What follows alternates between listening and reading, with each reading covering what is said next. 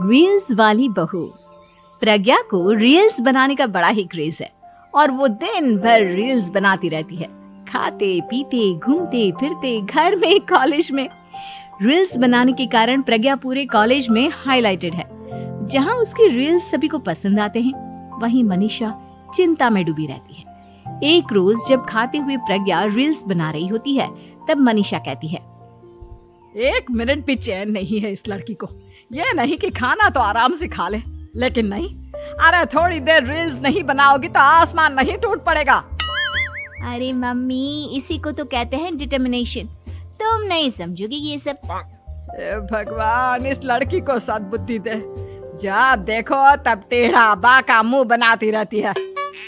मनीषा की बात का प्रज्ञा पर जरा भी असर नहीं होता और वो खाते खाते रील्स बनाती रहती है। दिन बीतने लगते हैं और देखते देखते प्रज्ञा का कॉलेज भी खत्म हो जाता है।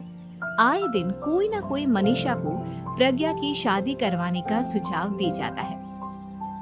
सब ठीक ही कहते हैं, प्रज्ञा की शादी कर देनी चाहिए। अपने घर के काम काज में व्यस्त हो जाएगी तो खुद ही ये रील्स और नाच गाना बंद हो जाएगा। मनीषा और प्रेम प्रज्ञा के लिए एक अच्छा लड़का ढूंढने लगते हैं और तभी विकी का रिश्ता प्रज्ञा के लिए आता है, जिसने प्रज्ञा को उसकी रील्स देखकर पसंद कर लिया था। अगले दिन विकी अपने माता पिता के साथ प्रज्ञा के घर पहुंच जाता है और प्रज्ञा साड़ी पहने हाथों में चाय की ट्रे लिए उनके सामने आती है। जब विकी को पसंद है तो हमें भी बहू पसंद है। बहन जी, आप बारात की तैयारी कीजिए। एक बार लड़का लड़की अकेले में बात कर ले तो अच्छा रहेगा। हाँ हाँ, क्यों नहीं।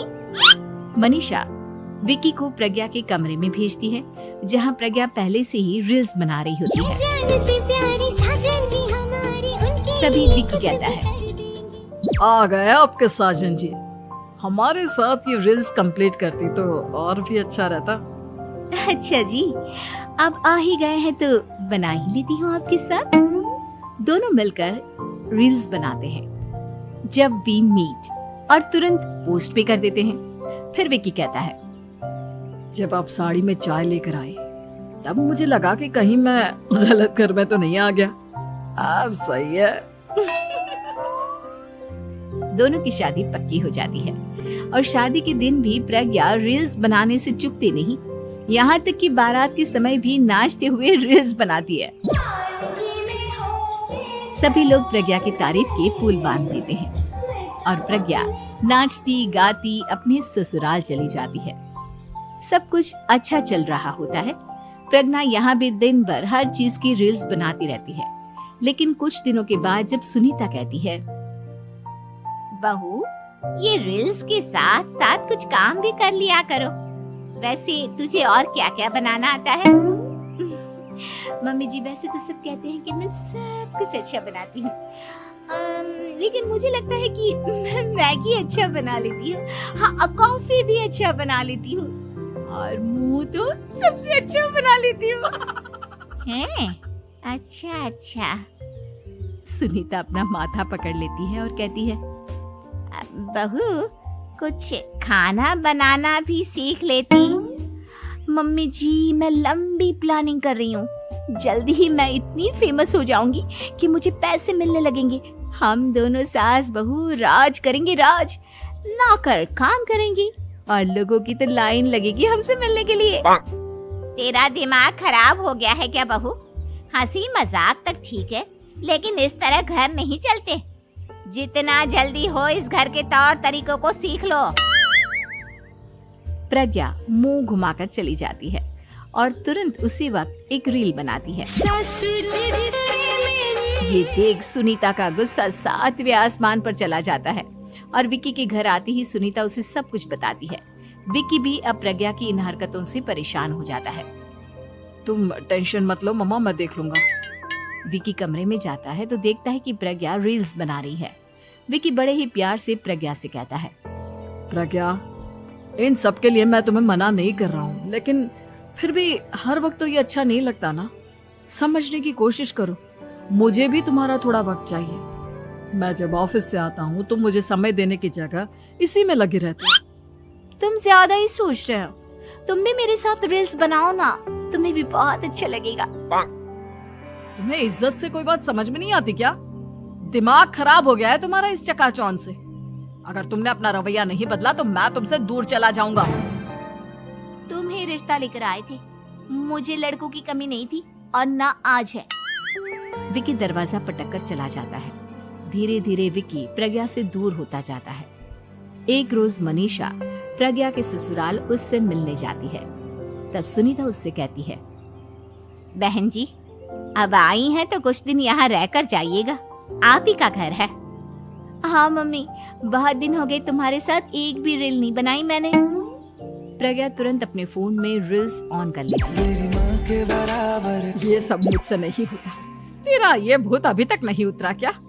बहन जी, आप कुछ कहती नहीं क्या इसे? जब आप ही कुछ नहीं कर पाई तो मैं कर ही क्या सकती हूँ। सास तो वैसी ही बदनाम है।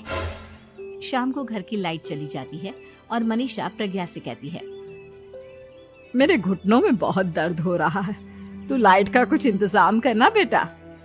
अच्छा, कैंडल जला देती हूँ मम्मा। प्रज्ञा गाते हुए कैंडल जलाती है और खिड़की के पर्दे के पास रख देती है। मनीषा, जिसे बहुत दर्द हो रहा है, वो सो जाती है और प्रज्ञा हमेशा की तरह अपने रील्स में लग जाती है। उधर कैंडल की वजह से पर्दा आग पकड़ लेता है और मनीषा के कमरे में आग लग जाती है। बचाओ, कोई है, बचाओ। सभी भागते हैं और विकी कमरे की आग बुझाने में लग जाता है, लेकिन तब तक मनीषा आधी जल चुकी थी। मनीषा की हालत देख प्रज्ञा रोने लगती है। विकी मनीषा को तुरंत हॉस्पिटल ले जाता है और उसे एडमिट कराता है। विकी प्रज्ञा से कहता है, देख लिया ना, तुम्हारे इस नाच गाने की वजह से आज तुम्हारी माँ की जान जाते जाते रह गई। अब पता नहीं तुम और क्या चाहती हो। उधर डॉक्टर कहते हैं, इनकी हालत बहुत नाजुक है, आधे से ज्यादा जल चुकी है। प्रज्ञा रोती हुई मंदिर में जाती है और भगवान के आगे जाकर कहती है, भगवान, मेरी माँ को ठीक कर दो।